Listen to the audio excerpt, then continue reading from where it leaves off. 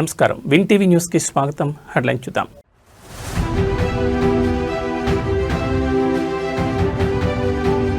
కొండగట్టు నాకు పునర్జన్మనిచ్చింది. Deputy CM Pawan Kalyan emotional comments.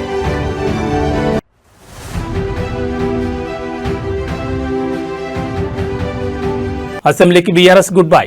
PPT ఇస్తేనే వస్తామంటూ వేముల ప్రశాంత్ రెడ్డి స్పష్టీకరణ.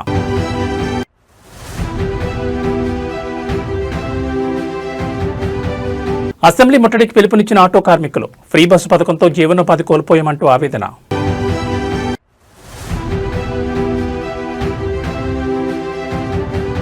మెక్సికోలో భారీ భూకంపం, 2 మృతి, కూలిన పలు భవనాలు. ఇక డీటెయిల్స్ చూస్తే ఆంధ్రప్రదేశ్ ఉప ముఖ్యమంత్రి పవన్ కళ్యాణ్ జగిత్యాల జిల్లాలోని కొండగట్టు శ్రీ ఆంజనేయ స్వామిని దర్శించుకున్నారు. అనంతరం 35.19 కోట్ల టీటీడీ నిధులతో భక్తుల వసతి కోసం 96 గదుల ధర్మశాల, దీక్షా విరమణ మండపం నిర్మాణానికి ఆయన భూమి పూజ చేశారు.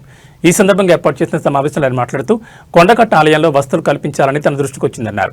అందుకు టీటీడీ బోర్డు సభ్యులు మహేందర్ రెడ్డి, ఆనంద్ సాయి, చైర్మన్ బీఆర్ నాయుడు, దేవాదాయ శాఖ మంత్రి ఆనం రామనారాయణ రెడ్డి సమష్టిగా నిర్ణయం తీసుకుని సీఎం చంద్రబాబు దృష్టికి తీసుకెళ్లారని తెలిపారు.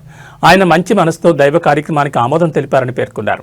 కొండగట్టు ఆంజనేయ స్వామి అంటే తనకు అపారమైన నమ్మకం ఉందని, అదేవిధంగా కొండగట్టు తనకు పునర్జన్మనిచ్చిందని పవన్ కళ్యాణ్ ఎమోషనల్ అయ్యారు. Welcome sir.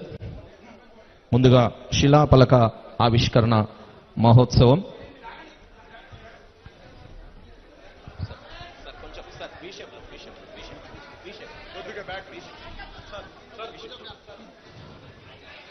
శ్రీ కొణిదెల పవన్ కళ్యాణ్ గారు భావిస్తున్నారు.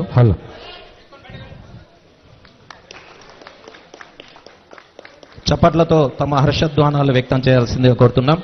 అందరూ కూడా కరతాళ ధ్వనుల మధ్య శిలాఫలక ఆవిష్కరణ మహోత్సవం గావిస్తున్నారు. ఆవిష్కరణ మహోత్సవం గావిస్తున్న పవన్ కళ్యాణ్ గారికి, గౌరవ అతిథి అభ్యాగతులందరికీ కూడా పేరు పేరున నమస్సులు తెలియదు. చాలాసార్లు నాకు కొండగట్టు పునర్జన్మనిచ్చిందంటే దానికి ప్రత్యక్ష సాక్షి మన సత్యం గారు. నాకున్న సన్నిహితులు, స్నేహితులు అందరూ ఉండే మధ్యలో మేము ఇక్కడికి వచ్చి శ్రవణ్ కానీ మేము అందరూ ఇక్కడికి వచ్చినప్పుడు యాక్సిడెంట్ అయితే హైటెన్షన్ వైర్ తగిలేదు. ఎలా మిస్ అయింది, ఎలా బతుకుని నాకు ఈ రోజుకి తెలియదు. అందుకే నాకు కొండగట్టు ఆంజనేయ స్వామి మీద నాకు అపారమైన భక్తి, అపారమైన గౌరవం, అపారమైన కృతజ్ఞత. ఈరోజు అర్చక ప్రముఖులు కోరుకున్నారు. తెలంగాణ రాజకీయాల్లో అసెంబ్లీ వేదికగా మాటల యుద్ధం తారాస్థాయికి చేరింది. ప్రశ్నోత్తరాల సమయంలో ప్రతిపక్షానికి మైక్ ఇవ్వడం లేదని, ముఖ్యమంత్రి ఒక్కరే గంటన్నర పాటు మాట్లాడడం నిబంధనలకు విరుద్ధమని బీఆర్ఎస్ శ్రేణులు మండిపడుతున్నాయి. ఈ నేపథ్యంలో తెలంగాణ భవన్లో ప్రెస్ మీట్ నిర్వహించిన మాజీ మంత్రి వేముల ప్రశాంత్ రెడ్డి ప్రభుత్వంపై ఘాటు విమర్శలు చేశారు. స్పీకర్ తీరును నిరసిస్తూ బీఆర్ఎస్ పార్టీ సభను బహిష్కరించింది. తెలంగాణ భవన్లో మాట్లాడిన ఎమ్మెల్యే వేముల ప్రశాంత్ రెడ్డి అసెంబ్లీలో ప్రజాస్వామ్యం ఖూనీ అవుతోందని ఆవేదన వ్యక్తం చేశారు. ముఖ్యమంత్రి రేవంత్ రెడ్డిని విమర్శిస్తే మైక్ కట్ చేస్తున్నారని, ఇది స్పీకర్ పక్షపాత వైఖరికి నిదర్శనమని ఆయన దుయ్యబట్టారు. అసెంబ్లీ చరిత్రలో ఎప్పుడూ లేని విధంగా ప్రశ్నోత్తరాల సమయంలో సీఎం గంటన్నర సేపు మాట్లాడడం ఏంటి? మా సభ్యులపై అసభ్యంగా మాట్లాడితే స్పీకర్ ఎందుకు అడ్డుకోవడం లేదు? హరీష్ రావు గారు అడిగిన ప్రశ్నలకు సమాధానం చెప్పలేకని సీఎం వ్యక్తిగత దోషాలకు దిగుతున్నారు. ముఖ్యంగా పవర్ పాయింట్ ప్రజెంటేషన్ అంశంపై ప్రశాంత్ రెడ్డి కాంగ్రెస్ ద్వంద్వ నీతిని ఎండగట్టారు. 2016లో కేసీఆర్ ప్రాజెక్టులపై పీపీటీ ఇస్తానంటే అప్పుడు ఇదే కాంగ్రెస్ నేతలు ఉత్తమ్ కుమార్ రెడ్డి, భట్టి విక్రమార్క నిబంధనలకు విరుద్ధమంటూ స్పీకర్కు ఉత్తరం రాశారని ఆయన గుర్తు చేశారు. అప్పుడు వద్దన్న వారే ఇప్పుడు పీపీటీ ఇవ్వడం ఏంటని ప్రశ్నించారు. ఒక ముఖ్యమంత్రి స్థాయిలో ఉండి అట్లా మాట్లాడొచ్చిన గంటన్నర సేపు అదే రొడ్డ మాటలు మాట్లాడుతుంటే, అదే రోత మాటలు మాట్లాడుతుంటే, అదే కంపు మాటలు మాట్లాడుతుంటే స్పీకర్ గారు ఆయన నిలువరించకపోగా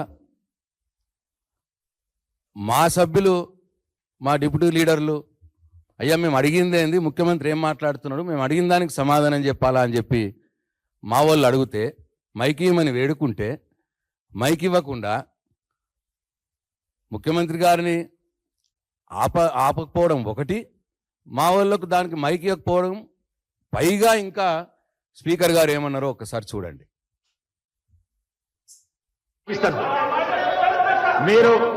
మీరు ముఖ్యమంత్రిని విమర్శిస్తా అంటే నేను మైక్ ఇవ్వను, ముఖ్యమంత్రిని విమర్శిస్తా అంటే మైక్ ఇవ్వను. ప్లీజ్ మీరు కూర్చోండి. మళ్ళీ ఒకసారి పెట్టండి. మీరు ముఖ్యమంత్రిని విమర్శిస్తా అంటే నేను మైక్ ఇవ్వను, ముఖ్యమంత్రిని విమర్శిస్తా అంటే మైక్ ఇవ్వను. ప్లీజ్ మీరు కూర్చోండి. స్వయానా స్పీకరే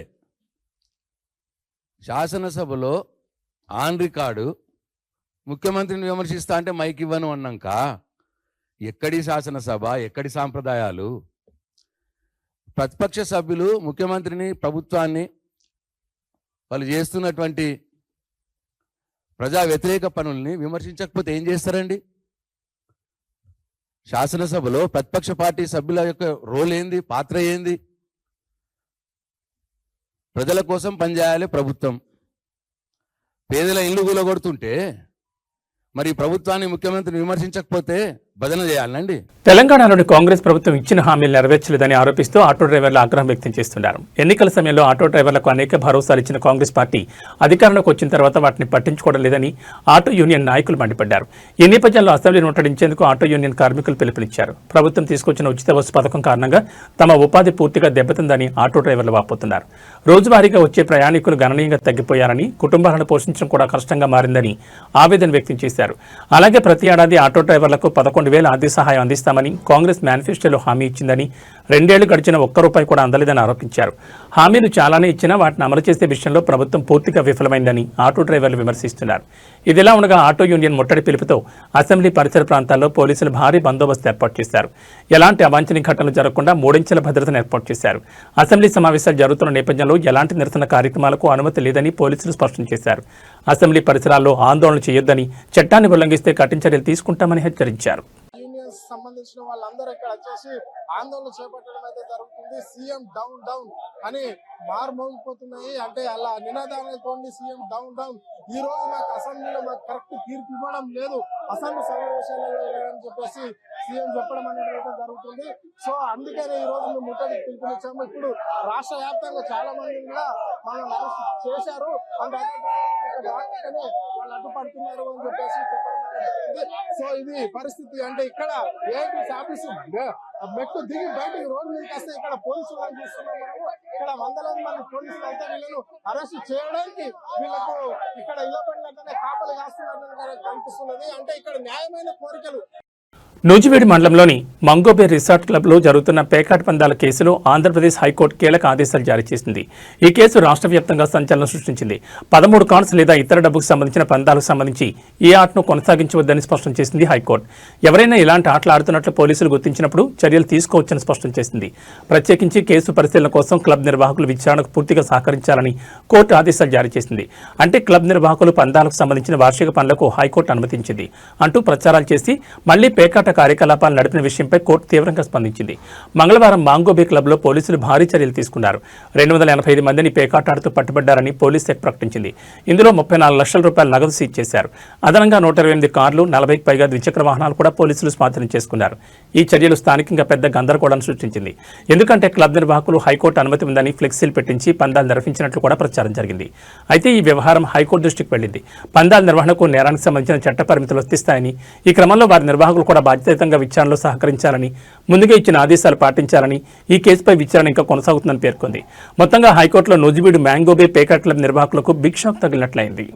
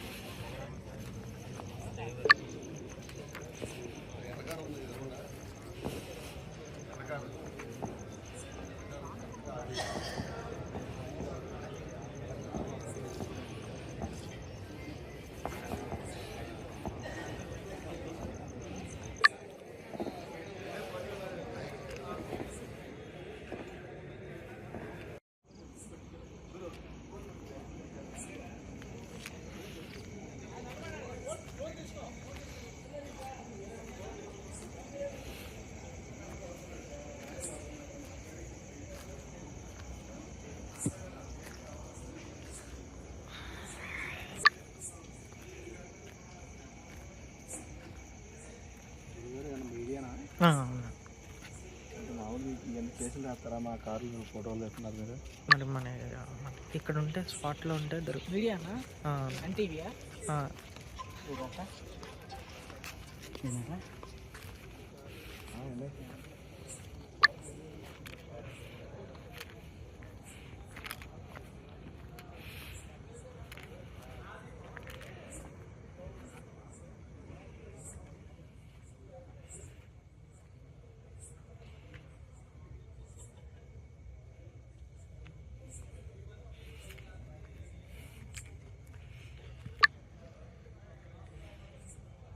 మెక్సికోలో భారీ భూకంపం సంభవించింది. రిక్టర్ స్కేల్పై 6.5 తీవ్రతతో భూప్రకంపనలు నమోదయ్యాయి. భూకంపం దాటికి భారీ వాహనాలు ఊగిపోవడంతో జనం తీవ్ర భయాందోళనకు గురయ్యారు.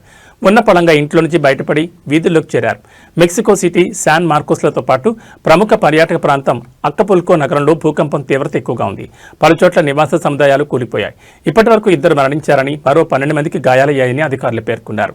మొత్తం 50కి పైగా భారీ భవనాలకు పగుళ్లు ఏర్పడ్డాయని చెప్పారు. స్థానిక కాలమానం ప్రకారం ఉదయం 7:30 భూకంపం మెక్సికో సిటీని వణికించింది. మెక్సికో ప్రెసిడెంట్ క్లాడియా షెయిన్బామ్ మీడియా సమావేశంలో మాట్లాడుతుండగా భూకంపం సంభవించింది. దీంతో అప్రమత్తమైన భద్రతా సిబ్బంది ప్రెసిడెంట్ను వెంటనే బయటకు తరలించారు.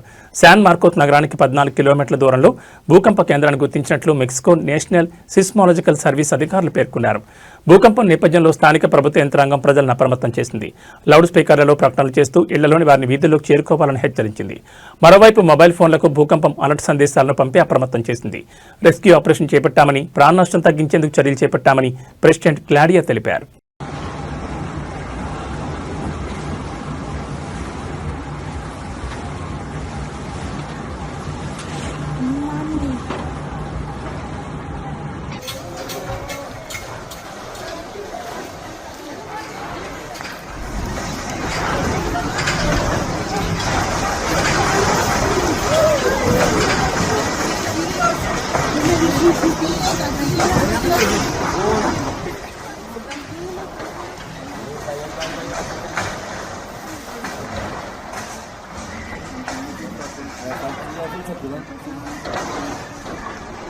శ్రీశైలం నియోజకవర్గంలో రాజకీయం ఒక్కసారిగా వేడెక్కింది. ప్రజాప్రతినిధి అంటే ప్రజలు కష్టాలు తీర్చేవాడు అనుకుంటే తప్పులో కాలేసినట్లే. ప్రశ్నిస్తే చాలు పులిలా గర్జిస్తున్నారు.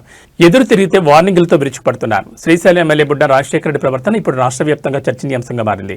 నియోజకవర్గ పర్యటనలో ఉన్న ఎమ్మెల్యే బుడ్డా రాజశేఖర రెడ్డిని ఒక మహిళా కార్యకర్త ఎదురుపడి నిలదీశారు. పెండింగ్లో ఉన్న సమస్యలు, స్థానిక అంశాలపై ఆమె కొన్ని ప్రశ్నలు అడిగారు. అయితే ఆ ప్రశ్నలకు జవాబు చెప్పాల్సింది పోయి ఎమ్మెల్యే ఒక్కసారిగా సహనం కోల్పోయారు. వేలెత్తి చూపిస్తూ భయపెట్టే ధోరణిలో ఆమెను హెచ్చరించారు. నీకేమైనా తమాషాగా ఉందా, నేనెవరో తెలుసా అంటూ గర్జించారు. అంతటితో ఆకుండా రేయ్ రామ్మ అంటూ ఆమెను అక్కడి నుండే పంపించే ప్రయత్నం చేశారు. ఒక ప్రజాప్రతినిధి నోటి నుంచి ఒక మహిళ పట్ల ఇలాంటి పరుష పదజాలం రావడం అందరినీ విస్మయానికి గురి చేస్తోంది.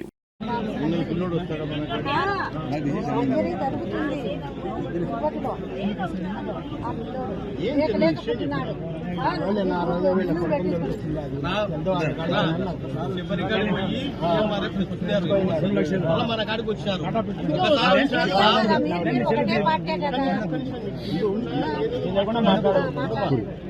ఏదో మాట్లాడితే ఇబ్బందులు వస్తాయి. అర్థం చేసుకో తల్లి, చెప్పేది వినకపోతే ఎట్లా అర్థమవుతుంది నీకు? నువ్వు ఎంతసేపు ఉన్నా నువ్వు వేరే విధంగా ఆలోచిస్తున్నావు. నువ్వు ఉంటావా ఇంటావా లేదా? నేను నువ్వు కట్టుకడుతున్నావు, నన్ను సమాజ్ చేస్తున్నావా? ఎవరనుకుంటున్నావు నాతో? ఎవరనుకుంటున్నావు? నేను ఏమనుకుంటున్నావు? ఏమనుకుంటున్నావు అసలు నువ్వు? నువ్వేమనుకుంటున్నావు? అసలు నువ్వు ఏమనుకుంటున్నావు? నన్ను ఏంది నీ గమెంట్ ఏంది? నాకు అర్థం కాదు. నీ గమెంట్ ఏంది? ఏంది నీ గమెంట్ ఉంటున్నా నా కాడ? వినడం లేదే.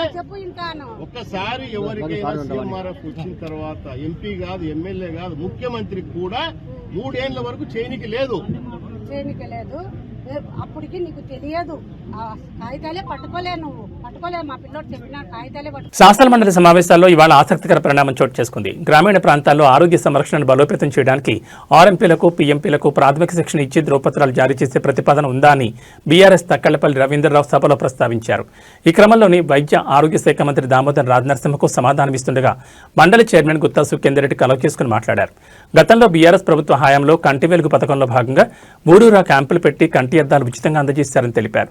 స్పాట్లో కంటి పరీక్ష నిర్వహించి అందుబాటులో ఉన్న వారికి కళ్లజోళ్లు అక్కడే ఇచ్చేశారని, సరిపోయే కళ్లజోళ్లు లేని వారికి టైం ఇచ్చి డైరెక్ట్గా ఇంటికి తీసుకెళ్లే ఇచ్చారని తెలిపారు. ఎవరికైతే కంటి ఆపరేషన్లు అవసరమో వారికి మాత్రం సీరియల్ ప్రకారం కొన్ని కంటి ఆసుపత్రులకు లింక్ చేసి చూపు వచ్చేలా చేశారని మండలి చైర్మన్ గుత్తా సుఖేందర్ రెడ్డి గుర్తు చేశారు. అయితే తాజాగా ఆయన చేసిన వ్యాఖ్యలు సభలో కాంగ్రెస్ సభ్యులకు కాస్త ఇబ్బంది కలిగించాయని తెలుస్తోంది. అయితే గతంలో కంటి వెలుగు ప్రోగ్రాంలో క్యాంప్తో పాటు కంటి అద్దాలు ఉచితంగా ఇచ్చినారు. కొన్ని అద్దాలు అప్పట్లో వాళ్ళ దగ్గర అందుబాటు లేని తర్వాత వాళ్ళకి ఇంటికి డెలివరీ చేసినారు. ఆపరేషన్స్కి వచ్చే వరకు ఏం చేసినారంటే సీరియల్గా అక్కడ ఏ క్యాంపులో కూడా ఆపరేషన్ చేయొద్దు అనేటువంటి నిర్ణయం ఉంది. ఎందుకంటే ఓసారి ఇన్ఫెక్షన్స్ వస్తున్నాయి, చాలా ఇబ్బంది పడుతున్నారు.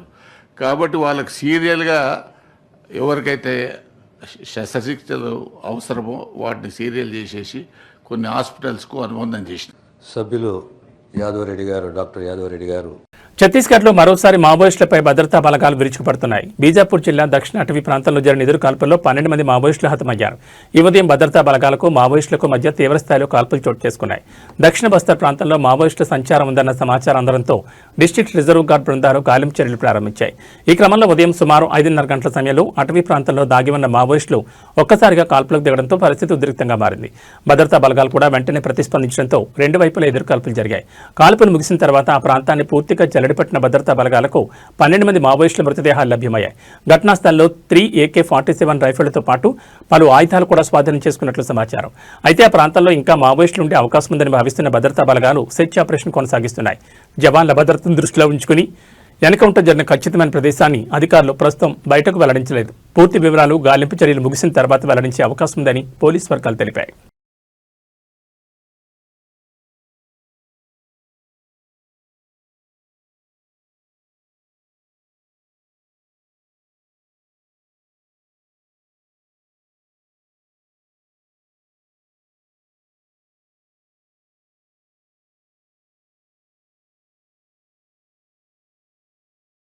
తెలంగాణ రాష్ట్ర వ్యాప్తంగా ఉష్ణోగ్రతలు సింగిల్ డిజిట్కి పడిపోతున్నాయి.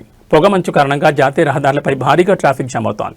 తాజాగా శంషాబాద్ అంతర్జాతీయ విమానాశ్రయం దట్టమైన పొగమంచులో కూరుకుపోయింది. ఈ క్రమంలోనే ఎయిర్పోర్ట్లో డీజీసీఎఫ్ ఆక్సిజన్ హెచ్చరికలు జారీ చేసింది. ఫిబ్రవరి 10 వరకు ఈ హెచ్చరికలు అమల్లో ఉంటాయని అధికారులు పేర్కొన్నారు. మరోవైపు దట్టమైన పొగమంచు కారణంగా మెజారిటీ విమానాల రాకపోకలకు తీవ్ర అంతరాయం కలుగుతోంది. ఇప్పటికే 18 జాతీయ అంతర్జాతీయ విమానాలను దారి మళ్లించారు.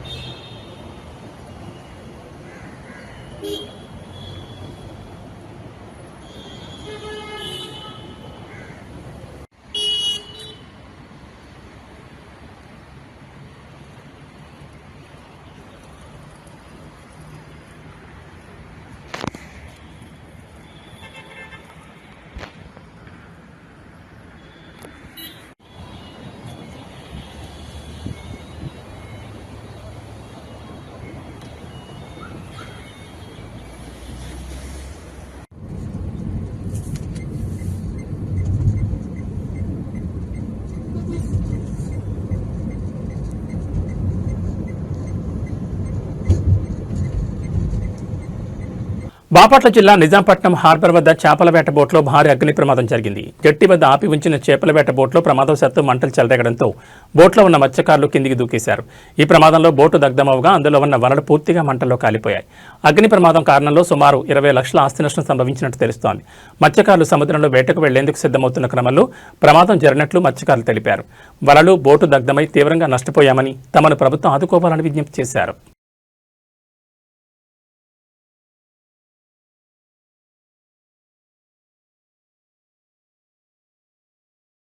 తిరుపతిలోని గోవిందరాజస్వామి ఆలయ గోపురంపైకెక్కి మద్యం తాగిన వ్యక్తి హల్చల్ చేసిన విషయం తెలిసిందే. అతన్ని 3 గంటల పాటు శ్రమించి తిరుపతి ఈస్ట్ పోలీసులు అగ్నిమాపక శాఖ సిబ్బంది కిందకు దింపారు.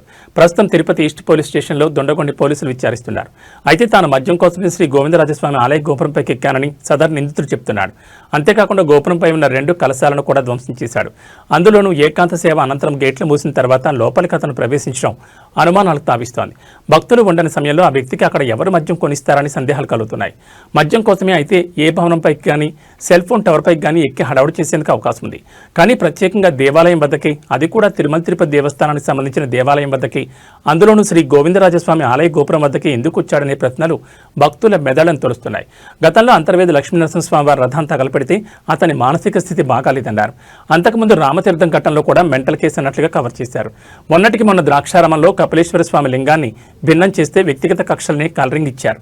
ఇప్పుడు ఏకంగా గోవిందరాజస్వామి వారి గోపురంపైకి ఎక్కి కలశాలను ధ్వంసం చేసి యత్నం చేస్తే 90 ml మద్యం కోసం అతను అలా చేశాడనే అంశానికి ప్రచారం కల్పిస్తున్నారు.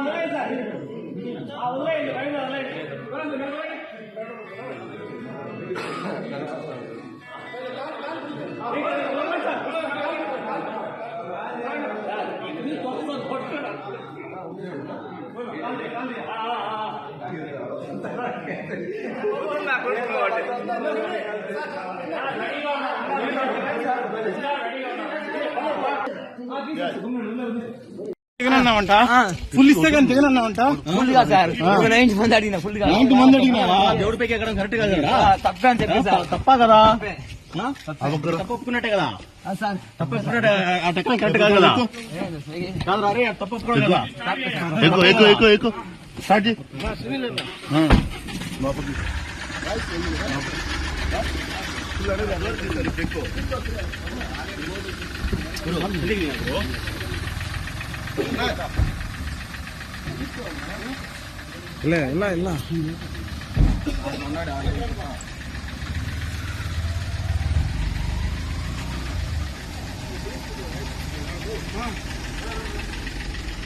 తిరుమల శ్రీవారి ఆలయంలో శుక్రవారం రికార్డు స్థాయిలో భక్తులకు దర్శనం కల్పించి టీటీడీ మరోసారి చరిత్ర సృష్టించింది.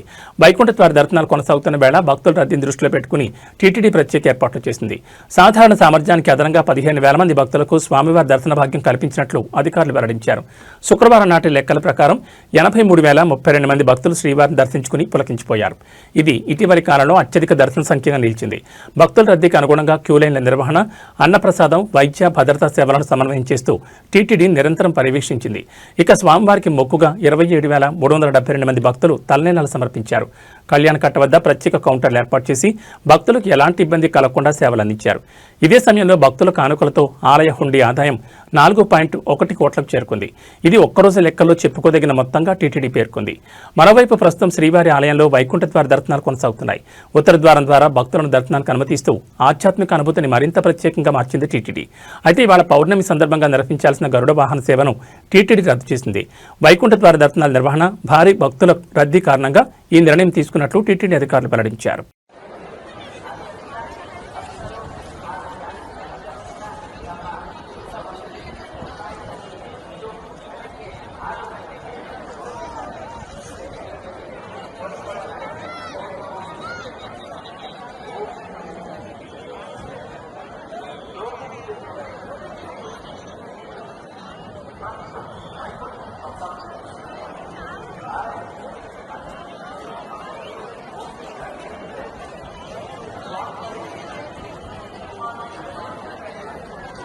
ఉమ్మడి రాష్ట్రంలో కూడా ఇన్ని అవమానాలు ఎదుర్కోలేదని మాజీ మంత్రి గంగుల కమలాకర్ తెలిపారు. కిరణ్ కుమార్ రెడ్డి అప్పట్లో స్పీకర్గా ఉండేవారని, ఆ తర్వాత మనోహర్ అయ్యారని, అయినా ఉద్యమ సమయంలో ఇలాంటి అవమానాలు జరగలేదని పేర్కొన్నారు.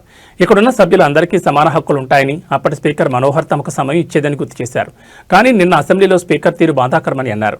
ఉమ్మడి రాష్ట్రంలో కూడా ఇలా నిర్బంధం చేయలేదని, మా గొంతు నొక్కలేదని గంగుల కమలాకర్ అన్నారు. ఉమ్మడి రాష్ట్రంలో కాలిపోయిన మోటార్లు, ఎండిపోయిన పంటలను అసెంబ్లీకి తీసుకుని పోయామని గుర్తు చేశారు. పక్షపాత వైఖరితో ఉండకండి స్పీకర్ గడ్డం ప్రసాద్కు హితవు పలికారు. మీ వ్యవహార శైలిని మార్చుకోవాలని సూచించారు. ముఖ్యమంత్రికి ఎలాంటి హక్కు ఉంటుందో అదే అందరి సభ్యులకు ఉంటుందని తెలిపారు. మా హక్కుల కోసమే మాట్లాడామని చెప్పారు. నిన్న అసెంబ్లీలో గిల్లి కజ్జాలు పెట్టుకోవాలని సీఎం రేవంత్ రెడ్డి చూశారని గంగుల కమలాకర్ అన్నారు. మమ్మల్ని తిట్టేందుకే సభకొచ్చారని, కడుపు నిండా తిట్టి వెళ్లారని విమర్శించారు. ప్రశ్నోత్తరాల సమయంలో ముఖ్యమంత్రి 2 గంటలు మాట్లాడతారని ప్రశ్నించారు. అసెంబ్లీలో ఎజెండా కూడా పొద్దున్న 2 గంటలకు ఇస్తారని మండిపడ్డారు. ఉపాధి హామీ పథకంపై మాట్లాడడానికి నేను, జగదీష్ రెడ్డి సిద్ధంగా ఉన్నామని స్పష్టం చేశారు. 2009లో నేను మొదటిసారి ఎమ్మెల్యేగా ఉన్నా. అప్పుడు ఉమ్మడి రాష్ట్రంలో కూడా మాకు ఇన్ని అవమానాలు ఎదుర్కోలే. ఆ రోజు స్పీకరు కిరణ్ కుమార్ రెడ్డి గారు మొదటి స్పీకర్. తదనంతరము కిరణ్ కుమార్ ముఖ్యమంత్రి అయిన తర్వాత నాదెండ్ల మనోహర్ గారు స్పీకర్గా ఉండే. మా అందరికి కూడా అవకాశం వచ్చింది. తెలంగాణ ఉద్యమాన్ని సమర్థవంతంగా నడిపినాం. అసెంబ్లీలో తెలంగాణ వాదాన్ని బాహ్య ప్రపంచానికి చెప్పినాం. తెలంగాణ ఉద్యమానికి వేదికగా మేము అసెంబ్లీ ఇచ్చిన కూడా ఏ రోజు మమ్మల్ని నిర్బంధం చేయలే మనోహర్ గారు. ఎందుకంటే మాకు స్వేచ్ఛనిచ్చిండు. ఒక మాట అనేవాడు, ఇక్కడ ఉన్న ఎమ్మెల్యే అందరూ రాజ్యాంగపరంగా గెలిచిన ఎమ్మెల్యేలే, చట్టపరంగా గెలిచిన ఎమ్మెల్యేలే, కాబట్టి అందరికీ హక్కులు ఉంటాయని చెప్పేసి మాకు ఆ వాయిస్ ఇవ్వడం జరిగింది. మరి ఉమ్మడి రాష్ట్రంలో ఉన్న మా గొంతును ఈ ప్రప్రతంగా ఈరోజు తెలంగాణలో స్పీకర్ గారు మా గొంతు నొక్కుతాడు.